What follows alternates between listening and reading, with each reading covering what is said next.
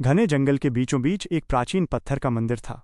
कहा जाता था कि इस मंदिर की रक्षा कोई साधारण जीव नहीं बल्कि एक विशालकाय अजगर एनाकोंडा करता है। जंगल के जानवर मंदिर को दूर से देखते, पर कोई भी उसके पास जाने की हिम्मत नहीं करता था। एक दिन जंगल का सबसे चतुर और ताकतवर चिंपैंजी उस मंदिर की ओर बढ़ा। उसकी आंखों में साहस था। बंदरों के झुंड में वो सबसे बहादुर माना जाता था और हमेशा नए रोमांच की तलाश में रहता था। जब उसने सुना कि मंदिर के खजाने पर अजगर का पहरा है, तो उसने निश्चय किया कि वो सच्चाई देखेगा। मंदिर के आसपास का माहौल सन्नाटा भरा था। पेड़ों पर बैठे तोते और मैना चहचहाकर बाकी जानवरों को आगाह कर रहे थे। सावधान रहो, अजगर जाग सकता है। पास ही हिरणों का झुंड डरा सहमा खड़ा था, जबकि हाथी और गैंडा दूर से सब देख रहे थे। चिंपैंजी ने जैसे ही मंदिर के दरवाजे पर कदम रखा, जमीन कांप उठी। काई से ढका हुआ विशाल अजगर फुफकारते हुए बाहर निकला। उसकी आंखें अंगारों की तरह चमक रही थीं।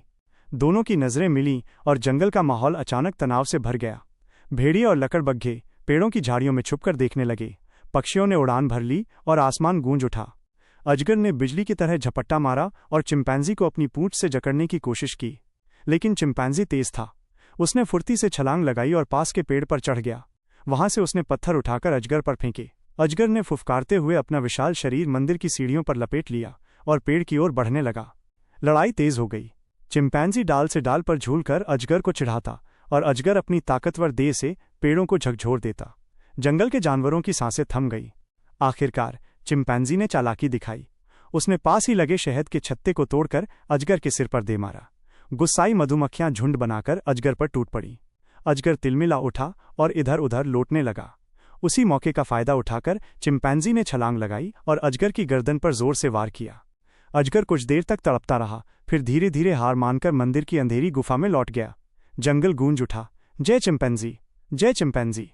हाथी ने अपनी सूंड उठाकर जयकारा किया। तोते खुशी से नाचने लगे। हिरण खुले मैदान में दौड़ने लगे।